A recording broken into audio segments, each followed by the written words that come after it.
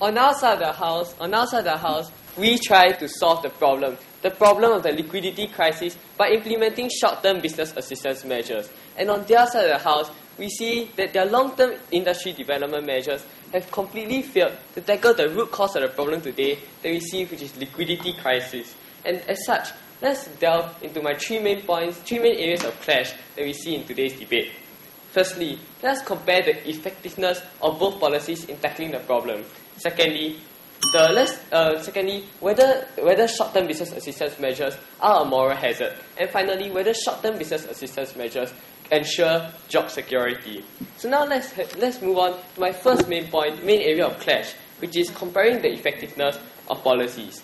Now, on their side of the house, they propose long-term industry development. But the problem that the proposition sees with this, as my first speaker has said, this does not tackle the fundamental root cause of the problem, which is the liquidity crisis. Now, how can long-term industry development measures, thank you, madam, tackle the problem and solve and ensure that our economy is stable in today's world?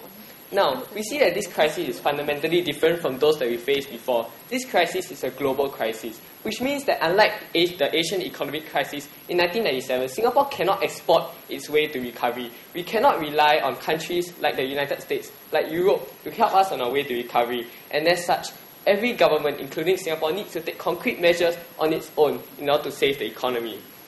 Now, they also brought forth the idea of infrastructure development, and we tell you that is simply going to come too late. Now, building an MRT line is not easy. It will only come within a time frame of tens of years. And we say we cannot wait that long. We cannot let our economy suffer for tens of years before long-term industry development kicks in. They also put forth the idea of the creation of jobs. Point of information, sir. Thank you, madam. Now, they propose the creation of 250,000 jobs. And we question whether this is possible. Let's consider once more that global demand is going to suffer. And since global demand is going to suffer, how is it possible they create 250,000 sustainable jobs, ladies and gentlemen, when nobody is going to buy the products and services that these jobs create? Now, having said that, let's examine outside the house. We propose a policy of short-term business assistance measures, including bank guarantees, including loans to companies, and finally, lowering of interest rates. And what this results in is a restoration of liquidity and capital in the market, and also a restoration of the stability of the economy, which is what investors like our team... Point of information, sir. Yes, madam. What we are trying to say is, even though you may want to invest money in SMEs, however, why should we invest money in inefficient companies? Even if they Thank you, madam.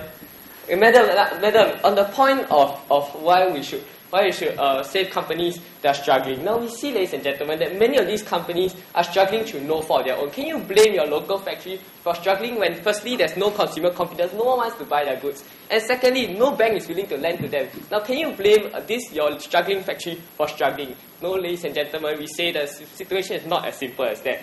Now having that, let's move on back to my case. Now we see that investor confidence is extremely vital because 56% of our GDP is derived from foreign direct investment. And by stabilizing the economy, by attracting these investors, we are ultimately helping our economy in the long run. So now let's Point of information, sir. No, thank you, madam. On the whole idea of morality. On the whole idea that short-term business assistance measures are moral hazard.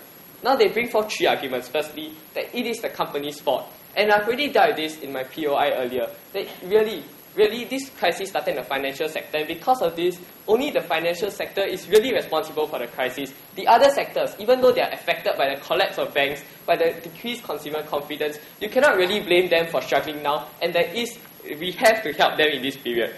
They also brought forth the entire idea of the crutch mentality. And like my speaker has already put forth to you, the crutch mentality, ladies and gentlemen, does not exist simply because bailouts are always conditional.